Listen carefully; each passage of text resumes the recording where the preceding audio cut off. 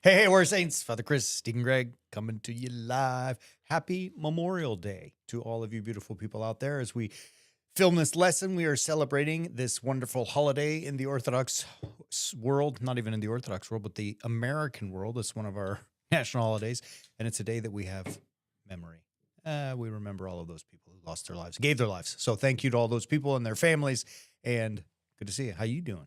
Hi, I'm good. How are you doing? I'm great. I have some fun things to share with the tribe. I think that's going to be fun. I want to hear that all. But Nothing. oh, nothing. Going to So the Pirates yesterday, League. not yesterday, last week, my youngest child graduated. She matriculated from high school. Yay. So here you can see a picture of my little Amelia. That deserves applause. Yeah, she did good. She did good. Look how cute she is. So that's my youngest is out the house now. And it was, obviously I'm extremely proud of the kid. I mean, she really is a rock star. Listen to this. I'm going to brag. I'm bragging. She was top 5% of her class.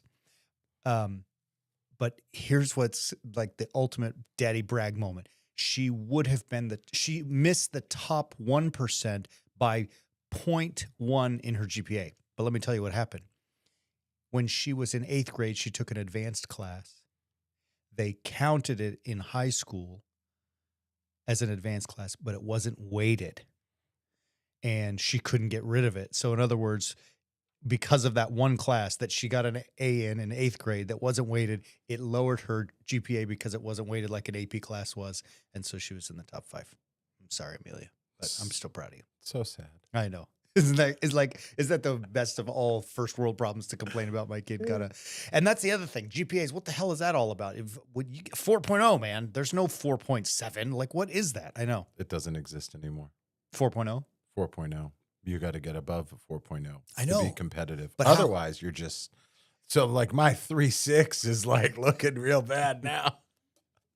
But I can never understand, how do you get a 4.6 out of 4.0? Like, I don't understand. Anyway, she did. Whatever. Good girl. Proud of you. So at graduation and matriculation and all of that kind of stuff, I started thinking about proud, obviously, as parents. You are obviously proud parents as well of those beautiful two.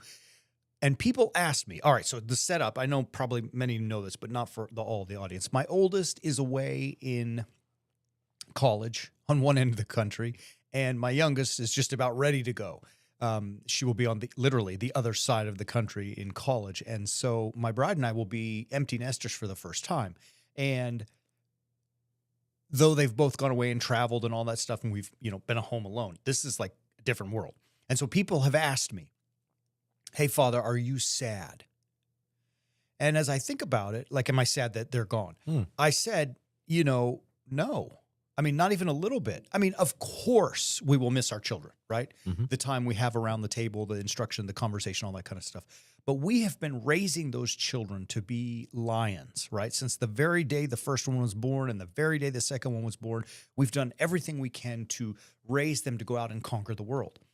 And now, as they are doing that, it's freaking awesome, right? It's fun to watch. Does that make sense? Makes perfect sense. And it's gloriousness. And so as I celebrate for my youngest and at this new point in my life, right, where my kids are, adults. I mean, they're women now. They're not just little girls anymore, though they're always my little girls. But they're out there doing it. And so I thought, why don't you and I have a convo today about all that stuff? Raising chitlins. You know what I mean? Like, what are the things? What are the struggles? First, maybe we start with that. What are the challenges that they face in the world, that you and I and others as parents face in the world, and the uprearing and the approaches and all that kind of stuff? And then maybe we talk about like God and what he has to say about all that stuff, how we should be raising our kids. What's the, all that good stuff. So with that being said, does that sound like a fun topic? I think it's a great topic. I am in a similar situation. As you are aware, my daughter recently graduated from preschool. Yes, glorious. And we had that whole matriculation Do you have a process. picture? I don't have a picture. I didn't load a picture. I have pictures. She wore a crown of leaves, and it was beautiful. And A crown of leaves. yeah, they made a crown of leaves awesome. instead of the mortar boards. It was great. You wonder, like, in the same way that you're as much as I'm joking that we're in similar situations, we're not. But there's that whole thing out in front of her now. Like, did we make the right decision as to what kindergarten we're going to send her to? Are we choosing the right schools for her? Are we preparing her now as she's going through that process? And my son as well. Are we preparing them so that they will actually be able to face what's out there, what they're going to start encountering? And who are we surrounding them with in those scenarios so that as they're out there doing it, they're going to be reinforced? Like, it's funny. So the older one is leaving preschool going into kindergarten.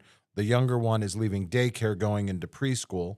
And in both scenarios, what's hilarious is they learn things from the kids that they're around. Yeah. So they bring stuff around, you know. My daughter's into this whole watch this phase of life where everything she does, she says, watch this, watch this, watch this. I've started saying, I will only watch if it's going to be different than what you told me, what you did last time you said, watch this. But now he's saying, watch this. That's so funny. Like, it's great. Like, I walked in the door last night. We have a sunken living room, and he said, "Hey, Dad, watch this." He said, "Hey, Baba, watch this." And he literally took 3 hops and then hopped down the step and thought it was the funniest thing and was laughing. And then he got back up the step and said, "Hey, Baba, watch this." And I said, "It's got to be different." He took 4 hops and then hopped down. He did good. But they're in that like mimicking stage where they're following whatever's surrounding. So how are we giving them that foundation? What is the foundation then that we're giving them so that when they're being influenced by other things? That's my big question that I'm struggling with now. So listen to the question you asked. What foundation are we giving them? Yeah. And I think sometimes one of the great challenges is as you are planning kindergartens and planning preschool for Johnny, and I mean, in some sense, I didn't plan my kids' college, but do we have to let them educate our children? That's what they're there to do. But do we let them give foundation, or do we give foundation? Well, I think it's a combination of the two, right? Like the choices that we make about where we send them for preschool, kindergarten, all of those things, those are part of the puzzle pieces, for lack of a better term, that go into the foundation that we're giving them. But we need to be the ones setting the foundation.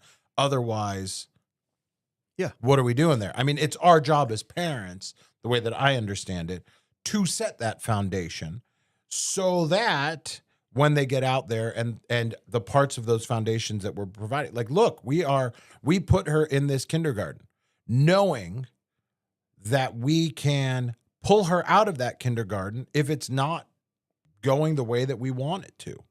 And then we can set her in the other kindergarten that was like, it wasn't that it was a option B, it was option A1. We think this one is going to do a little bit more for the to support the foundation that we're giving her rather than the other place. But if we need to. Yeah, I got it. But you said, I was totally going to diverge from you until that last moment, that it will support the foundation. I am of the mind that foundation must absolutely entirely be laid by father and mother. It cannot be otherwise. Yeah, because I don't want other people telling my kids this, that, and the other. I mean, I don't know math anymore, right? I was a math guy, then God played a trick on me. Now I'm all literature and language and all that stuff. I can't do their math. So go to school. Those people are smart. They know math, right? They know history, economics, whatever, all the classes, little physics. Oh my God, I can't do any of that stuff anymore. But the foundation of life, how to think, the formation of the brain, though the school is contributing to it, though the stuff they see on socials, and all that is contributing, it must be, the cement must be poured by me. I must be the mixer and the pourer, so that when it solidifies and hardens, I have had my hands in that.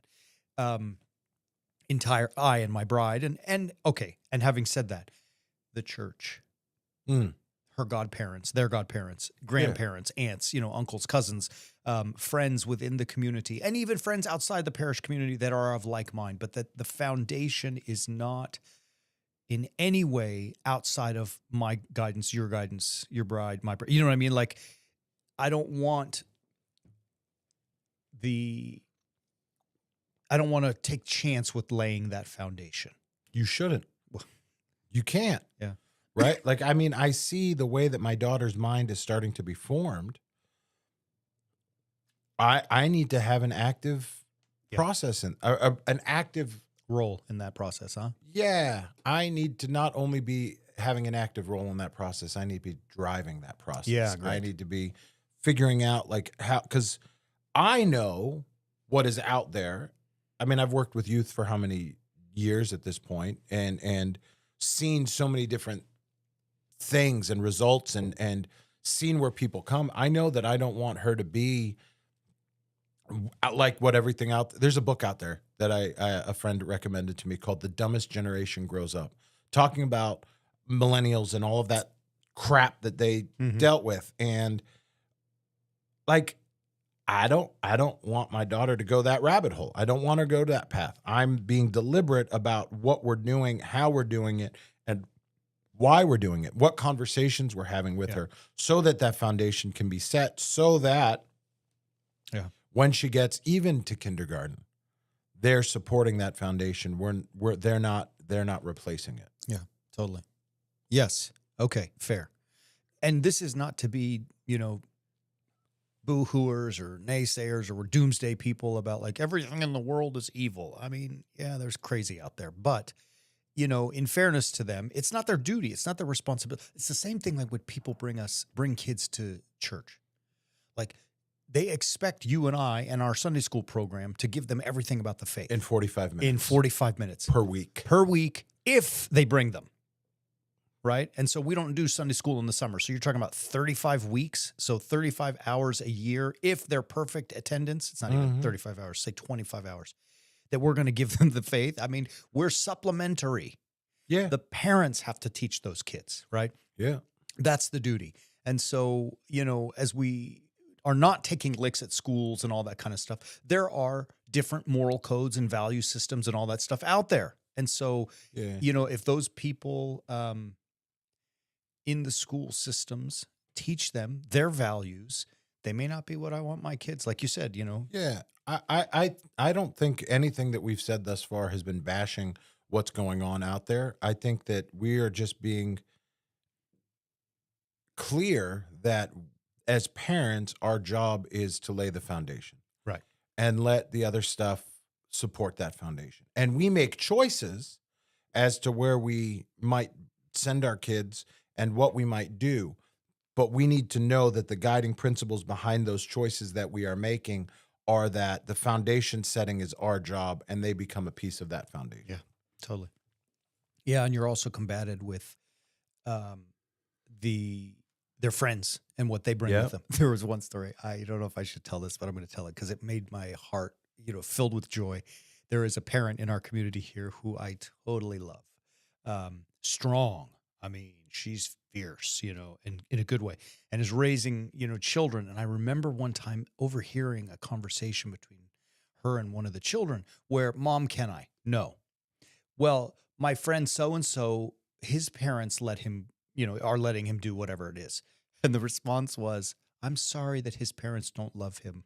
But I love you, and this is what we're gonna do. And I was like, holy cow. I was, in some sense, it was strong, but she was making the statement that, look, the decision I'm making is because I love you. And, those other people, they can do their things. Those are their children. But Yeah. we do this. This is how we behave. I said the same to my girls, right? Like, when they were growing and things like that would come up, I said, look, that's great. I said, but we are salamis and we don't do that. Or we are salamis. This is how we behave. Yeah. And it's in their heads. Exactly. Exactly. And we set that groundwork from the time they're little. Totally. Like my daughter, when she says, I don't feel good, I don't want to go to school, as a way to say, like, I'm going to just get out of going to school. I don't feel like getting out of bed. Because at 4 years old, she's already starting those teenage moments. I say to her, that's fine. But then these are the results of that. This is the consequence of that decision that you're making. You cannot do this. You cannot do this. You can't go to the park. You can't go Right. here. Because if you're too sick to go to school, which is something that you're supposed to do, well, that's not fair. I said, but that's how we roll. That's Yeah. what we do in our house. That's how we operate. That is part of that foundation setting. Right. You take care of your responsibilities first, and then you can do all the fun stuff later. Right. We're not going to give you the fun stuff without doing the responsibilities. If you're too sick to go to church, then you don't get to go do anything else the Yeah. rest of that day. Right. Right. Yeah. Because that's for us, school or church particularly Mhm. is a responsibility, a duty, an obligation. And it's okay if you can't do it, but Yeah. that means then you are incapable of doing the other things too. That's Yeah. all. My dad told me when I got to college, you don't have to be in church every single Sunday. I went to college in the same town where his church was, and in the same city. It was the city of God, Pittsburgh. And he said to me, you don't have to come to church every Sunday. But if you don't come to church on a Sunday, you don't come home for that whole week. So the whole week after coming to, if I miss church on a Sunday, don't come home, which meant don't drop your laundry off, don't show up for a home cooked meal, don't just walk in the door because you forgot something. If you don't come to church on a Sunday, you don't come the rest of the week. That laid a foundation in my head about what What was important. Yeah. Right. I think kind of we've established the issues. Yeah. And, one of the other things we need to combat, and you brought up the millennials, haram. I mean, it's not to pick on them as much as just to call out what's out there. But one of the things, and it started, you often refer to it in the 60s with the self-esteem movement and Yeah. that whole debacle. And, we'll talk about this more later, but, the coddling of these minds and the things that we're teaching, that there's not a lot of ferocity anymore that's being delivered. And, it's all the stupid stuff that people talk about, the helicopter parents or the parents who call the teacher to yell at them because their kid didn't get an A or because their kid got busted, like the parents resolving those issues, or you deserve, or you're entitled to, or, I was uncomfortable or it offended me, all that kind of stuff that is out there. And whether the value is good or bad, it's someone else can decide. We can talk about that another day. But the reality is it is producing a softer generation that doesn't have all of the skills. They're not equipped with all of the skills to deal with real when they get out there. Yep. Yeah, I think it's great. I think it's great stuff. And really segues us nicely into, so what is the foundation that we're setting? Hey, Warrior Saints, thank you so much for being with us. If you enjoyed this, please like, subscribe, and share. It helps us get the word out there. And if you want more, visit us at warriorsaints.org and subscribe to Understanding the Bible. Thank you so much. We'll see you soon.